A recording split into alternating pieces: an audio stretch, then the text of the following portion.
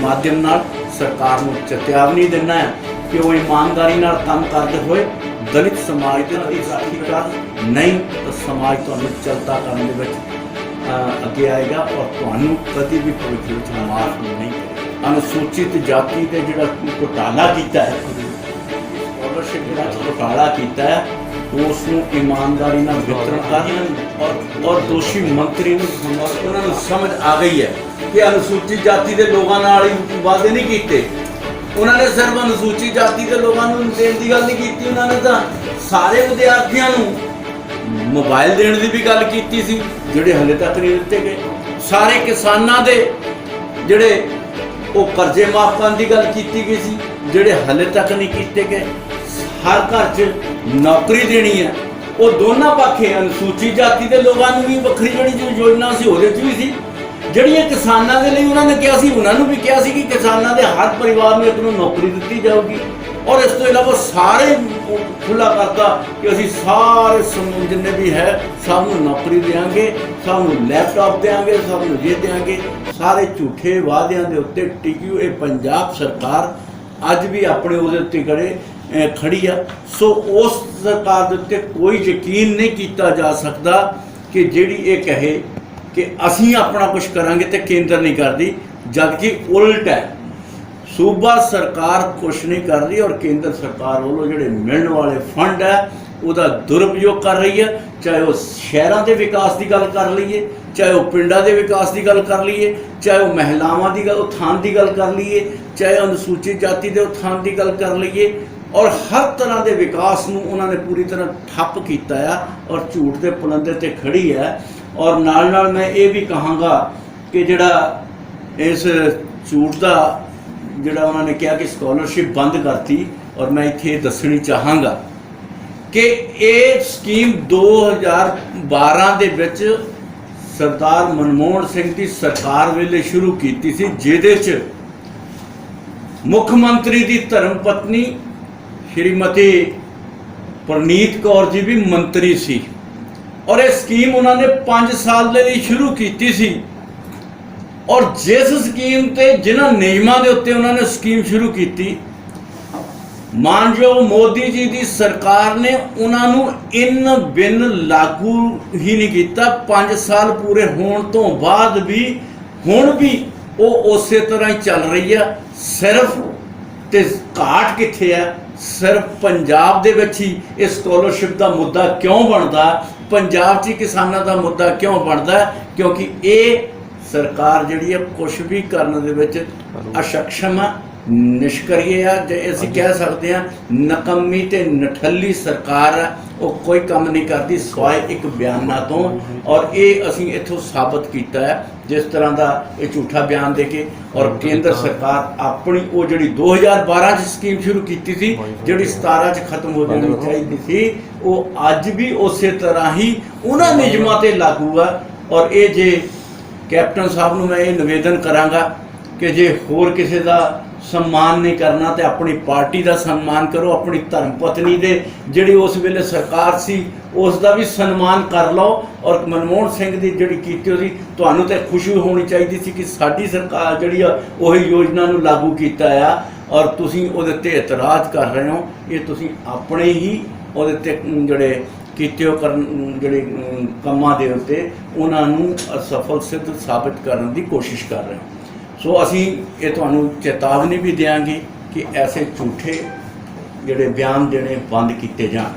और नाल नाल अनुसूचित जाति के जिहड़ा घोटाला किया है, जिहड़ा अनुसूचित जाति की स्कॉलरशिप के विच घोटाला किया है, उसनूं ईमानदारी नाल वितरण करन और दोषी अधिकारियों और दोषी मंत्री हमें बर्खास्त कर। और तुसीं उन्हां दे नाल खड़े होके अनुसूचित जाति के नाल जिहड़ा धोखा कर रहे हैं, इस अपने कृत्य नूं, इस अपने काम नूं इहनूं जिहड़ा आ उहदे विच सुधार करके लोगों के नाल इंसाफ करो।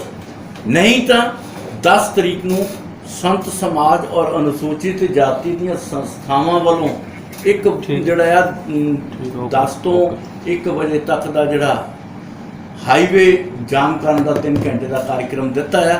असी पूरी तरह उन्होंने समर्थन दे विच ये शुरुआत होएगी, ये अंत नहीं है। ये शुरुआत होएगी।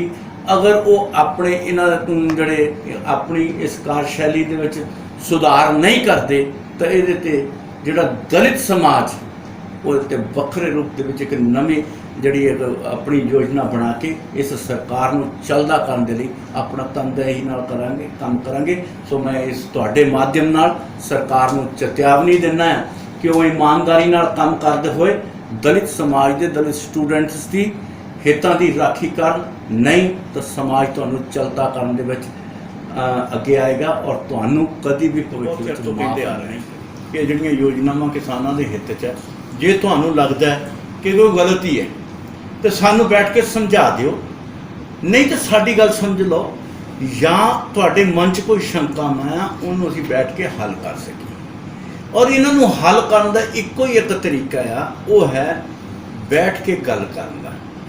और तुसीं ये देख रहे हो कि पिछले काफ़ी लंबे समय तो असीं देख रहे हैं किसान इत्थे एजुटेशन जिहड़ी अपनी कर रहे, जिन्हों असीं ये कह सकते हैं कि राजनीति तो प्रेरित जिहड़ी आ वो इत्थे कर रहे अपने धरना प्रदर्शन कर रहे हैं। हकीकत दे विच वो किसानां दे हित की गल कोई भी करने नूं तैयार नहीं। मैं 50 वारी कई जगह के उत्ते कह चुका, कई स्थानों पर कई मंचों तो कह चुका कि ऐसी कोई क्लाज, ऐसी कोई लाइन, ऐसा कोई शब्द जिसनूं तुसीं ये कह सकते हो कि ये किसानां दे विरोध दे विच सानूं समझा दिओ, नहीं तो असीं क्लॉज वाइज तुहानूं समझाउण नूं तैयार बैठे। ईवन दैट जो मेरे घर भी मैनूं घेरन लई आए सी तो मैं उन्होंने यही बार बार कह रहा थी कि मैनूं कुछ समझा दिओ या मेरे तो समझ लो, या मेरे घर घेरन दे लई आए आ, तुहाडे मन च किहड़ियां शंकावां आ वो मैनूं दसो ताकि मैं भी अगे जाके दस सकां। जदों पर वो सानूं गल दसना नहीं सी चाहुंदे क्योंकि सारे राजनीति तो प्रेरित आए। राजनीति तो प्रेरित जिहड़े व्यक्ति आ वो सिर्फ माहौल बिगाड़ सकते आ और ना किसी के हित की गल नहीं कर सकते। अज मैं किसान वीरां नूं ये कहांगा कि ये राजनीति तो प्रेरित धरना प्रदर्शन करने वालियां तो बचो और अपने हितां नूं पहचानो। अपनी जिहड़ी उसनूं कोखो किहड़ी चीज़ गलत है सानूं दसो। अगर जे कोई साडे प्रधान नूं दसो, अश्विनी शर्मा नूं दसो, पर बीजेपी के सारे नेतावां नूं दसो, जिथे भी तुसीं कहोगे। और इस तो वड्डी गल होर की हो सकती है कि असीं खुद जाके उन्होंने कहा कि भी तुसीं उन्होंने बुलाओ और बैठ के गल शुरू करो, क्योंकि जे असीं उन्होंने कहिए आओ चलिए तो शायद वो कहेंगे अलग तरह। पर केंद्र सरकार उन्होंने निमंत्रण देवे और वो इसका मतलब है कि वो सुनना चाहते हैं और उहदे च गलती की है वो समझना चाहते हैं ताकि असीं हल कर सकीए। उन्होंने हित की गल सीगी, पर वो क्योंकि वो कांग्रेस, कम्युनिस्ट, आम आदमी पार्टी और अकाली दल तो प्रेरित लोग ही आ। और इन्हूं मैं पूरी तरह कह देंगा कि किसानां दे हित च कोई भी अंदोलन नहीं कर रहा, वो राजनीति तो प्रेरित अंदोलन चल रहा। या तो जे और किसानां दा अंदोलन है तो या वो गल सुनणगे या सुणाउणगे और अपने उन्हां दे की नुकसान है वो दसणगे और उन्हां दे हित च की रहना चाहिए ये दसणगे। और इत्थे तक कोई पहुँचण दे नहीं रहा। और जिहड़े किसान लीडर इस दे उत्ते गल कर रहे हैं उन्होंने किसी को गरदार कहते हैं, किसी को कुछ कर रहे हैं, आप करना नहीं, किसी को कर नहीं देना।